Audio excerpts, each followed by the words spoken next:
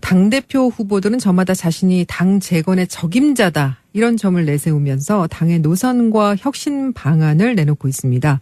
당대표 후보 중에 한 분이시죠. 4선의 정동영 국민의당 의원 전화로 연결해서 이야기 나눠보죠. 정 의원님 안녕하십니까? 네, 안녕하세요. 자, 대선 이후에 국민의당이 지금 많이 어려운 상황인데요. 국민의당 차기 당대표 왜 정동영이어야 하는지 한 말씀 해주시죠.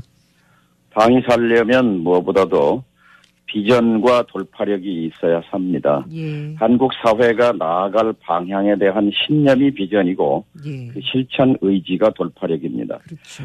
불평등 해소, 한반도 평화 이 두 가지 명제에 대한 철학 그리고 실천력을 갖고 있어야 경험을 갖고 있어야 당을 살릴 수 있다고 믿기 때문입니다. 예.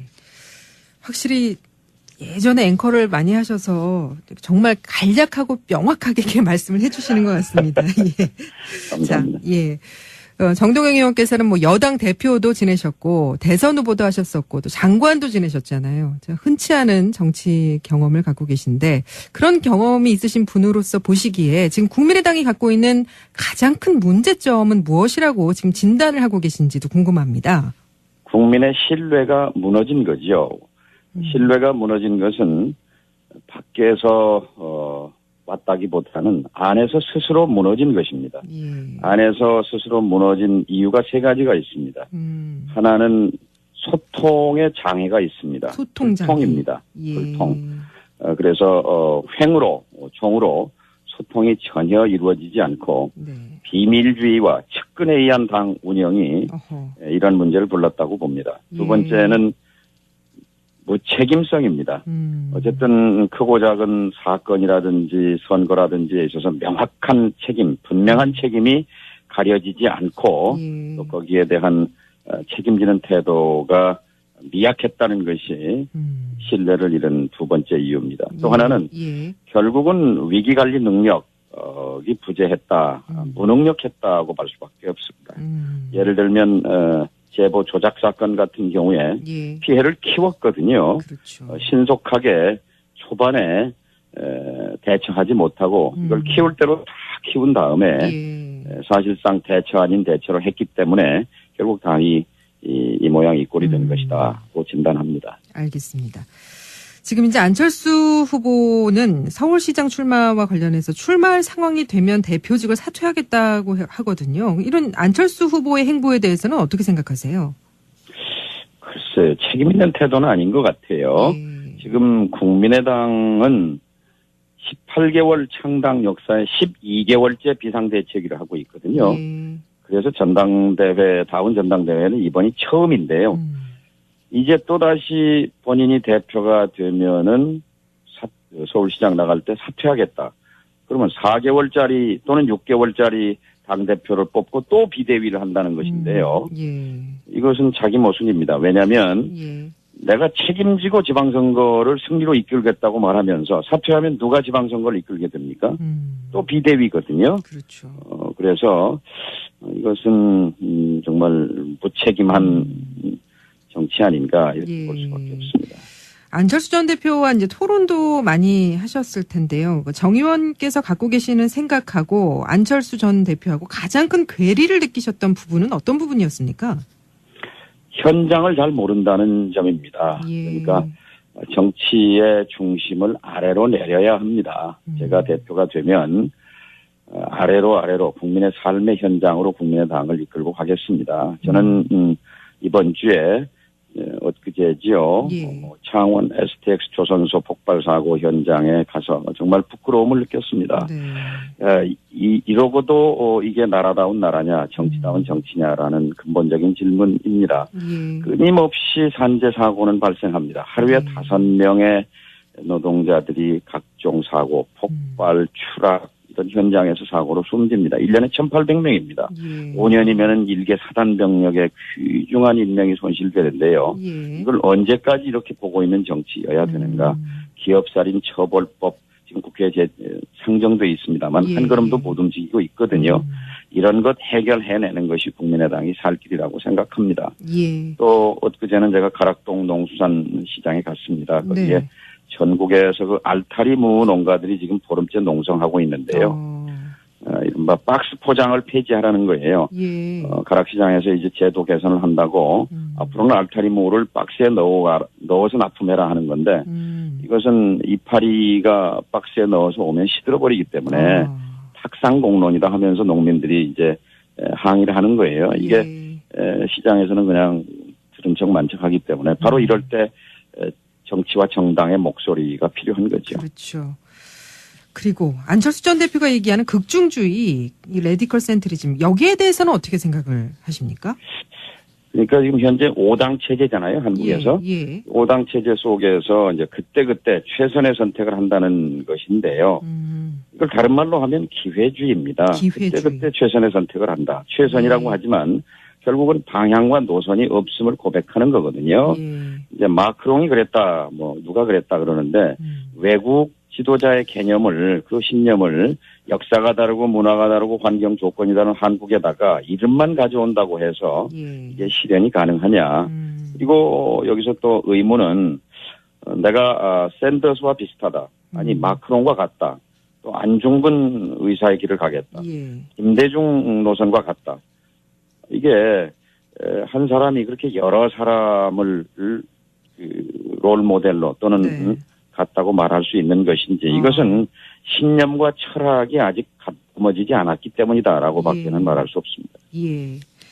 지금 바른정당의 그 김무성 전 대표가 정진석 자유한국당 의원하고 공동 포럼을 추진하고 또 안철수 후보와도 같이 해서 바른정당과 국민의당 그리고 한국당의 일부 뭐 반홍 비홍과 중도 대통합이라는 빅픽처를 갖고 있다는 건데요. 이 계획에 대해서는 어떤 입장이십니까?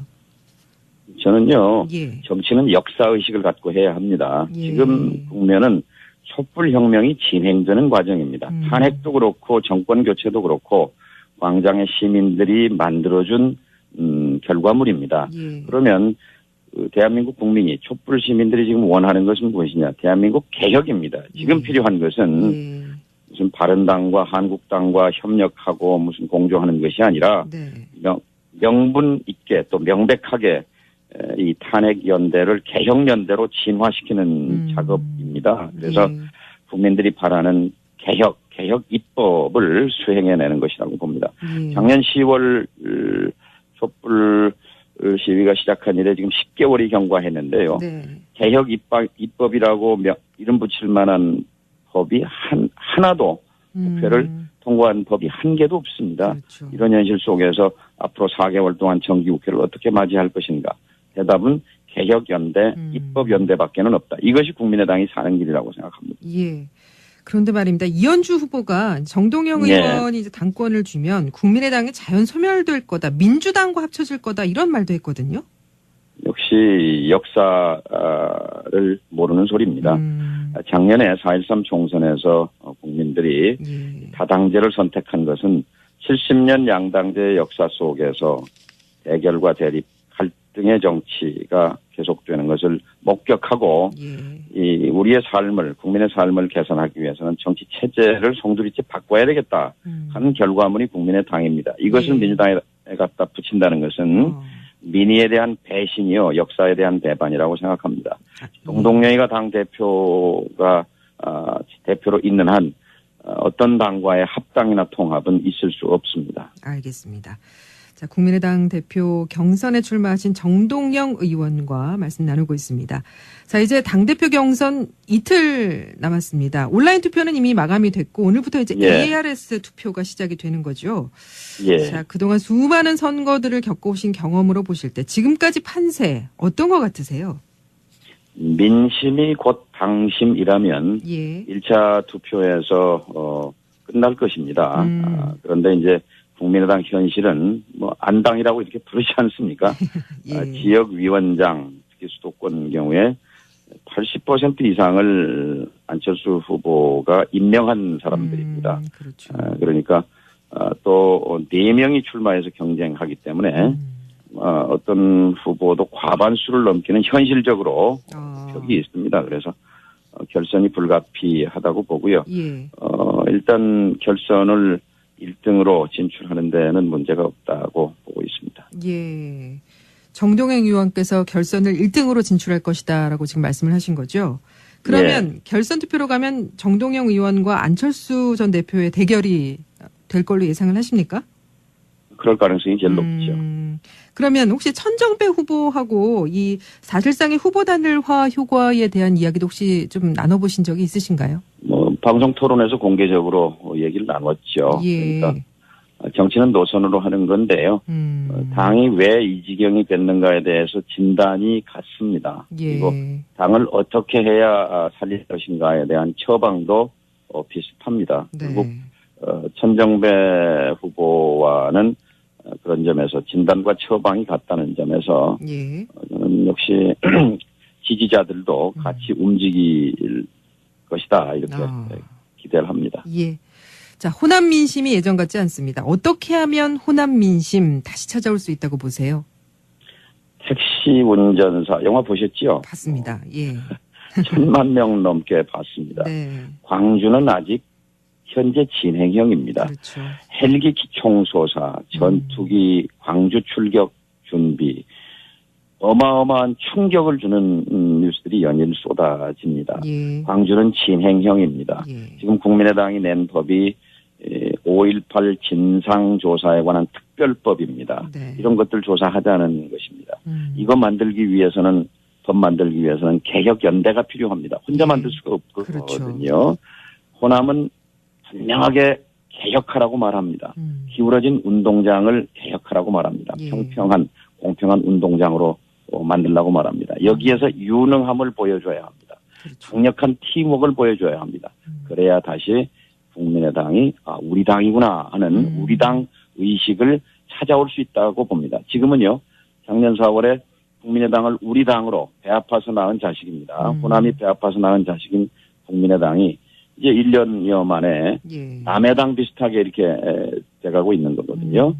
그래서 이 호남 민심이 가리키는 방향으로 예. 가야 한다. 이것이 선명한 개혁 야당의 길이다 이렇게 생각합니다. 예. 자, 선명한 개혁 야당을 말씀을 하고 계시는데요. 이 선명한 개혁 야당이란 어떤 건지 끝으로 좀 선명하게 말씀을 해 주시죠.